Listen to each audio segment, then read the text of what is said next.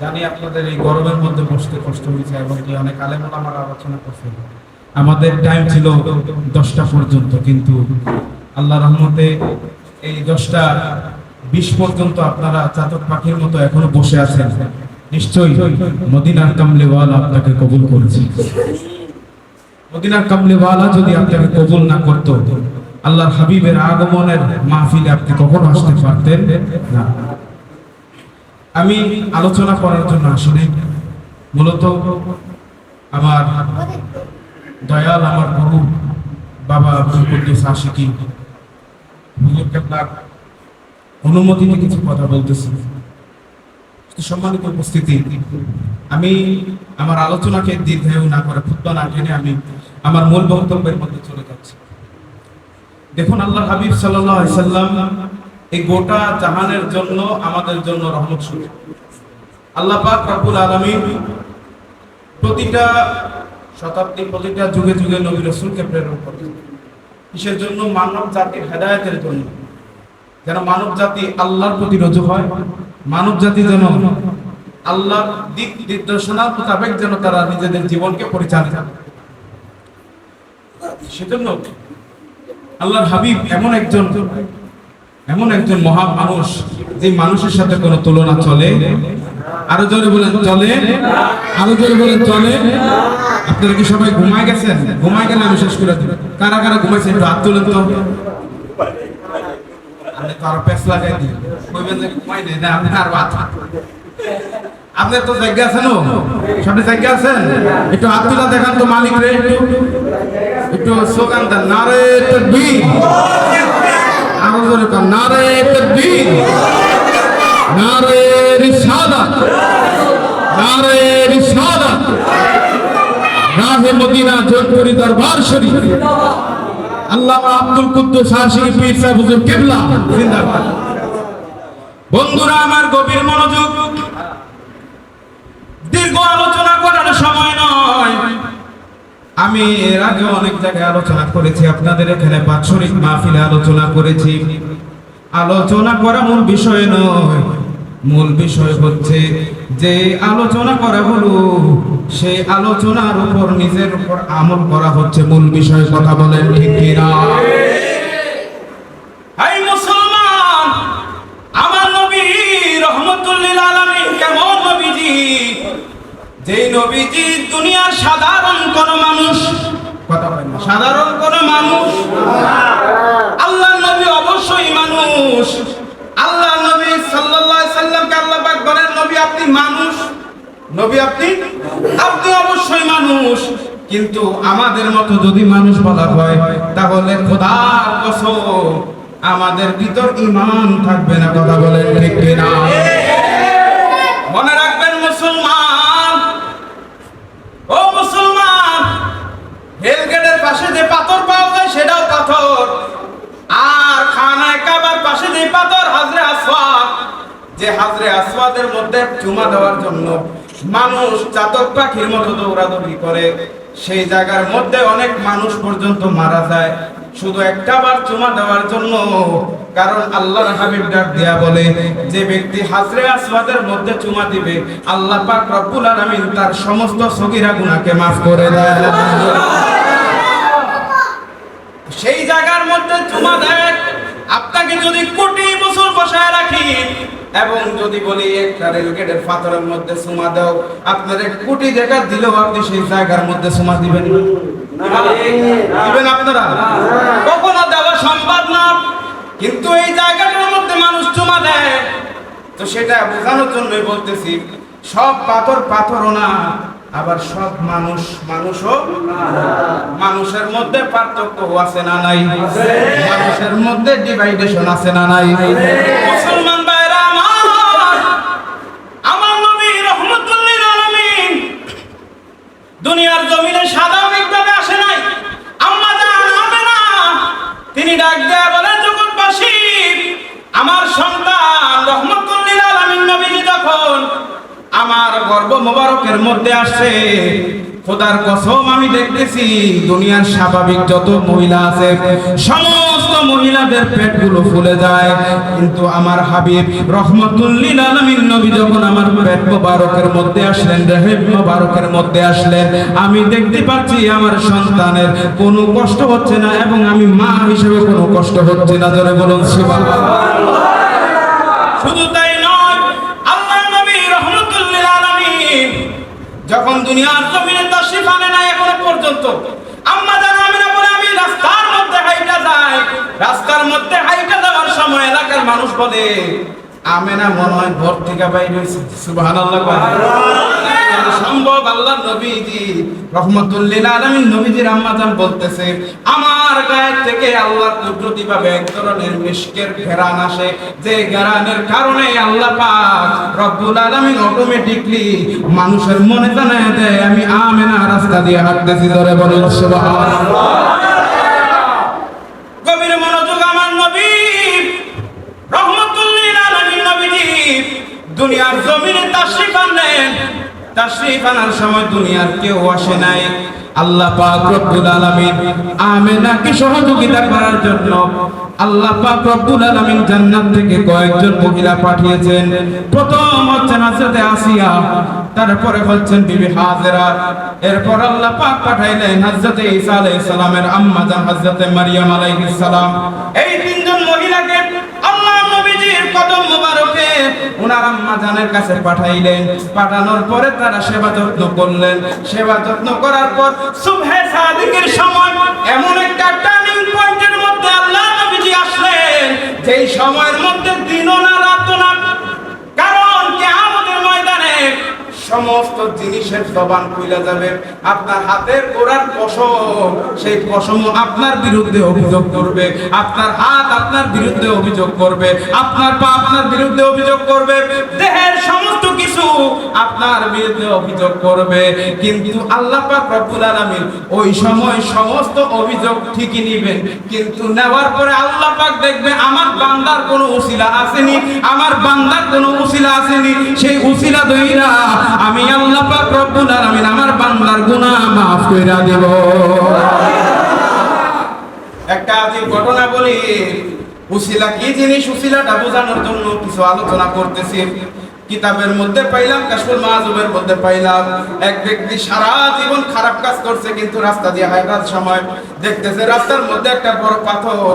সেই বড় পাথর দেখে বলতেছে এই পাথরটা যদি একজন পায়ের মধ্যে পড়া যায় তাহলে একজন ব্যথা পায়ে কষ্ট পাইতে পারে। এই ছোট একটা জিনিস রাস্তার থেকে মাত্র পাথরটা সরায় দিছে।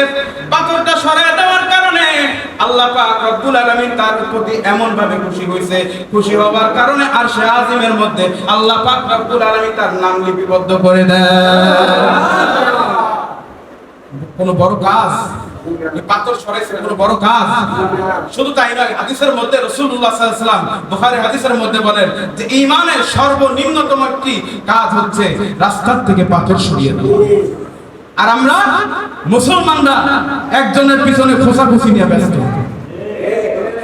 আমার সাথে চলে, আমার সাথে খায়, আমার সাথে ঘুরে, আমার সাথে চইলা আমার পিছনে কি বলি করে, আমার সাথে খাইছে, আমার সাথে চলছে, আমার সাথে সবকিছু করার পরও আমার পিছনে দেয় কোপ মারে। এরকম কিছু মুনাফিক সমাজে আছে না? সব জায়গার মধ্যে আছে। সেই জন্য রাসূল কি বলছেন? মুনাফিকের তিনটা আলামত, চারটা আলামত। আমরা সারা জীবন শুনছি তিনটা চারটা আলামত। মুনাফিকের প্রথম আলামত হচ্ছে কথায় কথায় মিথ্যা কথা বলবে, দুই নাম্বার হচ্ছে গীবত শিকায়ত করবে, তিন নাম্বার হচ্ছে আমানতের খেয়ানত করবে, চার নাম্বার হচ্ছে মানুষকে কথায় কথায় গালি দিবে। নিজের ভিতর বিবেচনা করে দেখেন এই জিনিসগুলো আমাদের ভিতর আসেনি। আমিও নিজে বিবেচনা করি যে আমি আপনাদের মাঝে ওয়াজ করি, আরে আমারই তো দোষের অভাব নাই, আমি আপনাদেরকে কি বলবো? কিন্তু বলি কেন জানেন? কারণ আপনারা যদি এই কথা ওসিলা দিয়ে যদি আল্লাহ পাক একজনকে যদি কবুল করে ফেলে, খোদার কসম আজকের এই মাহফিলে বসে আপনার জন্য আমার জন্য সার্থক। ঈশা হুজুর কষ্ট করতেছেন আপনাদের জন্য, এই এলাকার জন্য। কেন করতেছেন? প্রয়োজন ছিল? কোনো প্রয়োজন তো ছিল না। তিনি চাইলেন না এখন এসির মধ্যে বসে ঘুমাইয়া থাকতে পারতেন। তিনি সমস্ত কাজ কর্ম ধুয়ে আপনাদের কাছে এখানে সময় দিতে আসছেন। কেন আসছেন? আপনাদের এই এলাকার মানুষ যদি একজন যদি একজনের জবান দিয়ে যদি আল্লাহু আকবারের ধ্বনি যদি বের হয়ে যায়, খোদার কসমে আল্লাহু আকবারের উসিলা করে আপনার জীবনের কোনো কথা মাফ হয়ে যাবে। কিয়ামতের ময়দানে আল্লাহ পাককে আল্লাহ বলার মতো কেউ থাকবে না, আল্লাহ সেই সুযোগই দিবে না। আল্লাহ পাক বলবে, দুনিয়াতে আমার প্রতি ঈমান রেখা, দুনিয়াতে আমাকে ভালোবাসা কেউ যদি একবার যদি আল্লাহ বলে ডাকে, সুবহানাল্লাহ, কয়বার? একবার যদি আল্লাহকে আল্লাহ বলে ডাকে, একটু প্রাণ খুলে আজকের মাটিতে একটু আল্লাহ ডাক দেন তো, আল্লাহ আল্লাহ করে ডাক দেন না, আল্লাহ। আমার নবী ডাক দিয়ে বলতেছে যে কিয়ামতের ময়দানে যদি এই বান্দাগুলো যারা মন থেকে রাহে মদিনা দরবার শরীফ থেকে আমাকে আল্লাহ বলে ডাকতেছে, কিয়ামতের ময়দানে তো কাউকে বলার সুযোগ দিব না। যারা দুনিয়ার জমিনে আল্লাহু আকবার বলছে, আমি আল্লাহ পাক রব্বুল আলামিন তাদের জবান খুলে দিব এবং এই আল্লাহু আকবারের উসিলা করে তার জিন্দেগীর तमाम গুনাহ খাতা maaf করে দেব। সাধারণ একটা ওয়ার্ড, হয়তো আপনাদের কাছে অনেক কঠিন হতে পারে, সাধারণ ওয়ার্ড। আমরা অনেক সময় অনেক কাজের সময় আল্লাহ বলে ডাক দিই, যে কোনো কাজ করলে আল্লাহু আকবার বলি, যে কোনো কিছু উঠাইতে গেলে আল্লাহু আকবার বলি, কিন্তু কোন আল্লাহু আকবার আল্লাহ পাক কবুল করে ফেলে বলা যায় না। তার মধ্যে এমন একটা মাহফিল, যে মাহফিলের মধ্যে আল্লাহ পাক আল্লাহর হাবিবকে এই মাসের মধ্যে আমাদের মাঝে আগমন করিয়েছে, বললাম আলহামদুলিল্লাহ। তো যে বিষয়টা বলতেছিলাম, আলোচনা করলে অনেক, কিন্তু বেশি আলোচনা করার সময় নয়। তো যেই মূল পয়েন্টে আমি বলতেছিলাম, ওসিলা বলছেন আল্লাহ পাক রব্বুল আলামিন কুরআনুল কারীমের মধ্যে বলেছেন, ইয়া আইয়ুহাল্লাযীনা আমানুত্তাকুল্লাহ ওয়াবতাগু ইলাইহিল ওয়াসিলা, বান্দা আমাকে ভয় করো এবং ওসিলা বুঝেন তো আপনারা, যে কোনো একজন মাধ্যম বলে, যেটাকে মাধ্যম তালাশ করো। আল্লাহ পাক প্রতিটা জিনিস, আপনি যে কোনো জায়গায় যান, ধরেন আপনি সাপোজ যে কোনো একজন রাষ্ট্রপ্রধানের কাছে যাবেন, এখন আপনি মনে নিয়ত করলেই কি আপনি যেতে পারবেন? কথা কয় না, যেতে পারবেন? যেতে হলে কি লাগবে? আপনার ওয়ার্ড কাউন্সিলরের কাছে যেতে হবে, কাউন্সিলর থেকে এমপির কাছে যেতে হবে। এমপি যদি ওইখানকার যারা দায়িত্বরত তাদের সাথে যদি কমিউনিকেশন করে যদি আপনি ঢুকাইতে পারেন, তাহলে যেতে পারবেন, না হলে যেতে পারবেন। এই কথা কি মিথ্যা বললাম? তো এই একটা বিষয় যে প্রতিটা জায়গায় ওসিলা লাগে, ঠিক আল্লাহকে ডাকার জন্য ওসিলা লাগে না, কিন্তু আল্লাহর কাছে যদি ওসিলা সহকারে চান, আল্লাহ সেটাকে কবুল করে ফেলবে। যেমন আমরা সবসময় দোয়া করি, আল্লাহ যেন আল্লাহর প্রিয় হাবিবের উসিলা করে আমাদেরকে মাফ করে দেন। এই যে আমরা পীর মুরিদি করি, আমার বাজান তিনি একটা দরবারের প্রতিনিধি। কোন দরবার? আপনাদেরকে ইতিহাস না বললে আপনারা বুঝবেন না। আমার বাজান এমন একটি দরবার থেকে দয়া পেয়েছেন, এমন এক দরবার থেকে খেলাফত পেয়েছেন, যিনি হচ্ছেন এই দেশের মধ্যে প্রায় 1 কোটির উপর ব্যক্তিকে মুসলমান বানাইছেন। কয় কোটি? 1 কোটি। জোরে না, কয় কোটি? 1 কোটি। আপনি আর আমি, মোল্লা মৌলবি যারা কোন না কেন, এরা কয়জনকে বানাইছে? কেউ অনেক বড় স্কলার, হয়তো বেশি থেকে বেশি হয়তো 100 জনকে বানাইছে, কিন্তু 1 কোটি কিভাবে সম্ভব? কোথায় আসছে? ডব্লিউ হান্টার একটি মুসলিম বই কিতাবের মধ্যে এসেছে যে কারামত আলী জলপুরি রহমতুল্লাহি আলাইহি দেশের মধ্যে 2 কোটি লোক মুসলমান বানাইছে। কম কথা মনে করিয়েন না। এই দেশের মধ্যে জলপুরি পীর সাহেবরা যদি না আসতেন, এই দেশের মধ্যে ইসলাম প্রচার হইতো না। এই দেশের মধ্যে সারসিনার পীর সাহেব আল্লাহ মানে স্যার আহমদ রহমতুল্লাহি আলাইহি তারা যদি না আসতেন, ইসলাম প্রচার হইতো না। এই দেশের মধ্যে যদি কারামত আলী জলপুরি সৈয়দ আহমদ শহীদ নবী রহমতুল্লাহি আলাইহি না আসতেন, তাহলে ইসলাম প্রচার হতো না। যার উসিলায় সিন্নি গাইছি, মোল্লা চিনি না, আজকে আমরা তাদেরকে চিনি না। অথচ উনারা যদি আজকে বিভিন্ন জায়গায় যায়, ব্রাহ্মণবাড়িয়া যান, কুমিল্লা যায়, নেত্রকোনা যায়, মানুষের ঢল করে যায়। কিন্তু হয়তো আমরা এখানে সবাই একসাথে চলাফেরা করি, একসাথে সবাই মিশামিশি করে হয়তো চিনতে পারি না, কিন্তু মনে রাখবেন উনার মাকাম এবং আমাদের মাকাম কখনো এক হতে পারে না। কথা বলে, এক হতে পারে না। সেজন্য ওনার প্রিয় মুর্শিদ হচ্ছেন আল্লামা শামীম আহমদ সিদ্দিকী জৌনপুরি রহমতুল্লাহি আলাইহি, যিনি কারামত আলী জৌনপুরি রহমতুল্লাহি আলাইহির আওলাদ, বংশ রক্তের। তো এই কারামত আলী জৌনপুরি এবং কি হিন্দুল ওলি আতায়ে রাসূল খাজাগান খাজা মঈনুদ্দিন চিশতি রহমতুল্লাহি আলাইহি এই দেশের মধ্যে, ভারত উপমহাদেশের মধ্যে 90 লক্ষ বেদিনকে কালেমা পড়ায় মুসলমান। সুবহানাল্লাহ। এগুলো কম কথা না।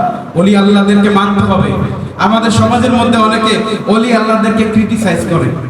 আছে অনেক মানুষ আছে, আমাদের যুবকরা এগুলো যখন নেটের মধ্যে দেখে, অনেক বড় বড় শায়েখ কি আমার থেকে আরো বড় শায়েখ, যাদের ঘোমটা হলো আমার থেকে বড়, যাদের চাকরি আমার থেকে বড়, যারা আমার থেকে বড় বড় জুব্বা পরে, কিন্তু তারা যখন টিভি চ্যানেলের মধ্যে বসার পর বলে ওলি আল্লাহ মানার দরকার নাই, ডাইরেক্ট আল্লাহর কাছে চান।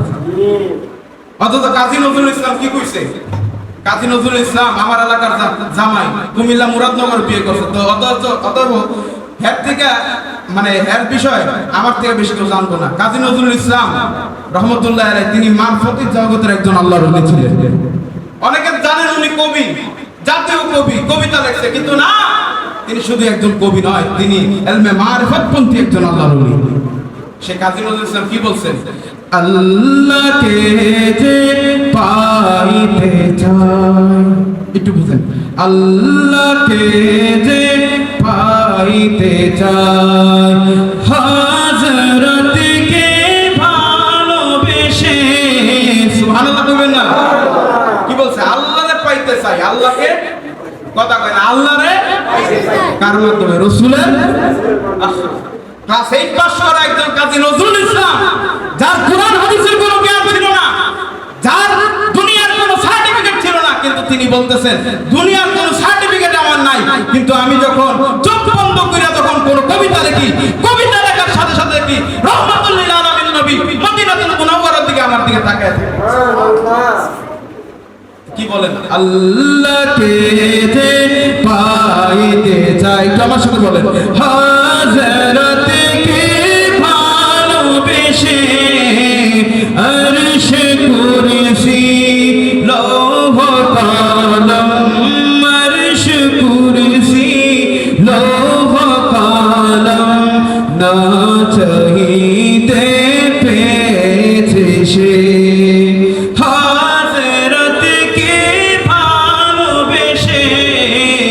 আল্লাহকে যে পাইতে চায় রাসূল নামের রশি ধরে যেতে হবে খোদার ঘরে, নদী তরঙ্গে যে পড়েছে ভাই, নদী তরঙ্গে যে পড়েছে ভাই, দরিয়াতে সে আপনি মিশে হযরতকে ভালোবেসে আল্লাহকে যে পাইতে চায়।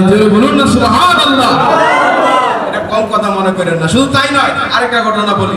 হযরতে আবু বকর সিদ্দিক ফুরফুরা রাহমাতুল্লাহ আলাইহি, যিনি ফুরফুরা শরীফের একজন পীর মাশায়েখ এবং তিনি ফুরফুরার প্রতিষ্ঠাতা ছিলেন, সেই হযরতে আবু বকর সিদ্দিক ফুরফুরা রাহমাতুল্লাহ আলাইহি যখন কুমিল্লা মুরাদনগর তার এলাকার মধ্যে আসলেন, আসার পরে শুনতে পাইলেন তিনি এখন শ্বশুর বাড়িতে আসছেন, মানে কাজী নজরুল ইসলাম তার শ্বশুর বাড়ি মুরাদনগরে আসছেন। তো আসার পরে তিনি বলতেছেন যে এই লোকটার সাথে আমার দেখা করা দরকার। সুবহানাল্লাহ বলবেন না? কত বড় একজন আল্লাহর ওলি, যে আল্লাহর ওলি বলতেছে যে ওর সাথে আমার দেখা করতেই হবে। তো যখন আসলেন, আসার পরে বলতেছে, বাবা তুমি নাকি জাতীয় কবি, তুমি নাকি আমার রাসূলের শানে অনেক কবিতা লেখো, তুমি কি এই মুহূর্তে একটা নাতে রাসূল আমাকে লেখা দিতে পারবা? যখন তিনি বললেন, বলার সাথে সাথে তিনি বলতেছেন, হুজুর আমি অবশ্যই আপনার জন্য লিখে দিব, আমাকে 2 রাকাত নফল নামাজ পড়ার সুযোগ করে দেন। তিনি কি করলেন? সুন্দরভাবে ওযু করলেন, ওযু করার পরে তিনি 2 রাকাত নামাজ পড়লেন। নামাজ পড়ার পরে চোখ বন্ধ করে তাওয়াজ্জু দিলেন। তাওয়াজ্জু দেওয়ার সাথে সাথে অটোমেটিক্যালি তার জবান দিয়ে আসতেছে, ত্রিভুবনের প্রিয় মুহাম্মদ, ত্রিভুবনের জনে মত এলো রে দুনিয়ায় রে সাগর বাতাস দেখি যদি আয় রে সাগর দেখি যদি ধুলির ধারা বেহেশতে আজ জয় করিল দিল রে, আজকে খুশির ঢল নেমেছে, আজকে খুশির ঢল নেমেছে, ধূসর সাহারা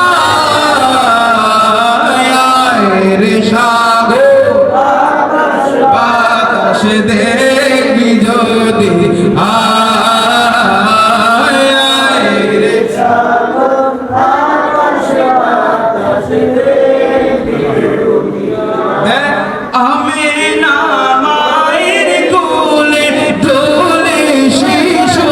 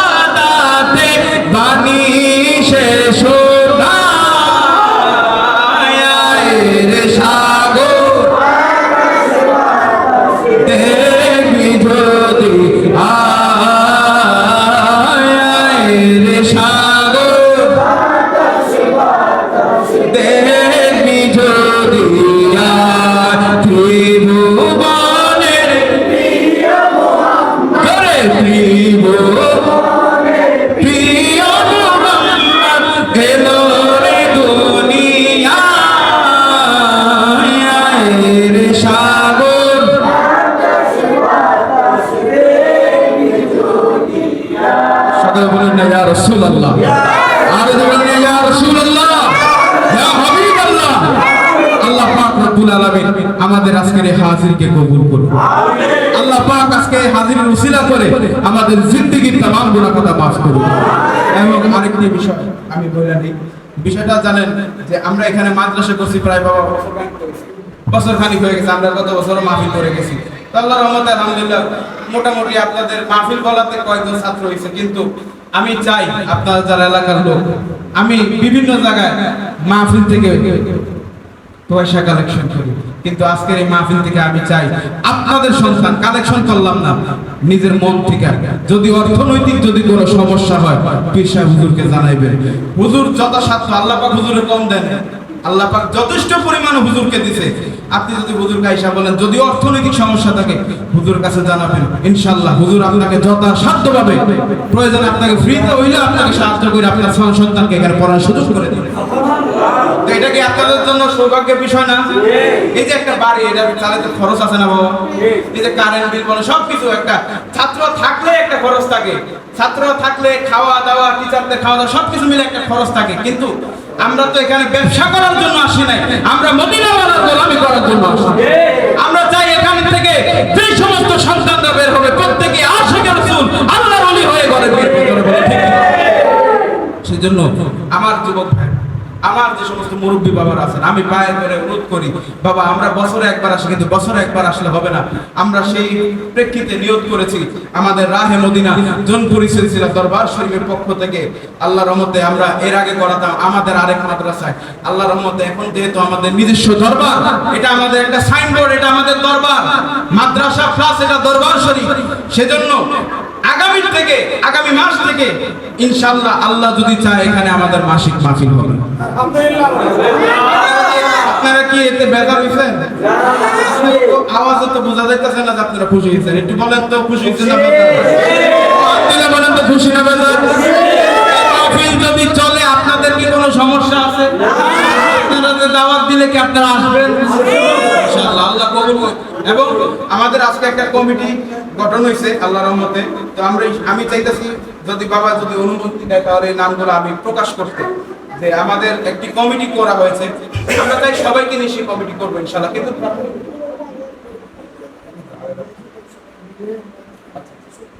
আচ্ছা আচ্ছা আচ্ছা ঠিক আছে। ও আচ্ছা আচ্ছা হ্যাঁ অবশ্যই। আচ্ছা ঠিক আছে, তো সেই নামটা আমি এখন প্রকাশ করলাম না। আমাদের পরবর্তীতে আবার সবাইকে নিয়ে এখন যেটা করা হয়েছে, এটা আমরা হয়তো নিজস্ব দ্বারা আছে আমাদের মধ্যে নিজেদেরকে গুছানো। দুইটা নাম আমি বলে দিই, যিনি ওয়াজ করতেছে সাকিবুল্লাহ আশিকি, উনি হলো সেক্রেটারি, আর কিবরিয়া স্যার উনি হলো গোলাম কিবরিয়া, হাফেজ গোলাম কিবরিয়া, উনি হলো সভাপতি এই আমাদের এই মাদ্রাসা এবং এই দরবারের। উনি ওনার জামাই হলো সিলেটের পুলিশ কমিশনার, এটা ওনার বোন হলো ম্যাজিস্ট্রেট, ওরা সবাই আমার বাড়ি।